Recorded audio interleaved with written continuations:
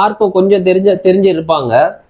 அவங்க கிட்ட நம்ம வந்தோமா இன்னைக்கு பராத் இரவுமா மேராஜ் இரவுமா என்னமா பண்ணணும் அப்படின்னா அவங்களோட மைண்ட் செட் சரி ஓகே ஏதோ நல்ல இரவு நல்லது பண்ணு குரான் ஓது தொழுவு தர்ஷனம் தொழுவு இப்படி வாயால சொல்ல சொல்ல சொல்ல பரவ இப்ப வந்து இப்படி நிக்குது. ஆனா நம்ம இப்ப இந்த காலத்துல வந்து சரிடா பராத் இரவுனா என்னடா மேராஜ் இரவுனா என்னடா நம்ம பார்க்கணும்.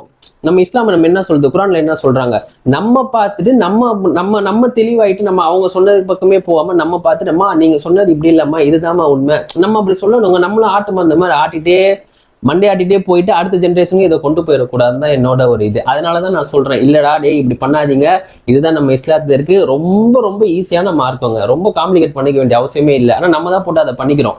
ஸோ அதே மாதிரி தர்கா வழிபாடு இஸ்லாத்துல இல்ல. நீங்க போ ஜாலியா போ பாரு உள்ள ஒரு மையத்தை இருக்கா சலாம் சொல்லு நம்ம இஸ்லாத்துல இருக்கு மையத்தை பார்த்தா சலாம் சொல்லு அங்க போய் அவங்களுக்காக துவா செய். ஆனா அங்க போயிட்டு நீ துவா கேட்காத.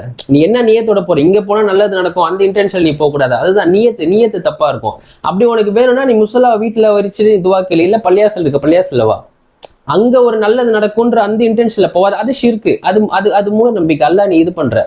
அதே மாதிரி இந்த மாதிரி சில விஷயங்கள் அல்லாஹ் சொல்லாத நம்ம ஒரு ஒரு ஒரு அமல்கள் செய்யறோம் அப்படின்னா அது பித்ஆ. அது நம்ம இஸ்லாத்துல இல்ல. அதாவது பித்ஆ அப்படின்னா அல்லாஹ் ஏற்படுத்துற ஒரு சட்டத்துல நம்ம ஒரு புது சட்டமா உருவாக்கிக்கிறது. அல்லாஹ் அப்ப கேட்பான் அது பண்ணியும் பிரயோஜனம் இல்லை. அப்ப அல்லாஹ் கேட்பான் நான் சொல்லாத ஒண்ணு நீ ஏன் செய்யறேன்னு கேட்பான்ல.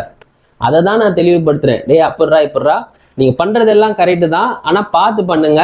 நன்மை நினைச்சிட்டு அதிகமா பாவங்கள் பண்ணாதீங்க. பாவங்க மீன்ஸ் புதுசா நீங்க நன்மை ஒரு ஒரு பிரயோஜனமா இருக்கும் ஒரு அமல்கள் நினைச்சிட்டு அது வந்து இல்லாத ஒண்ணு பண்ணாதீங்கன்ற அதுதான் என்னோட இன்டென்ஷன்.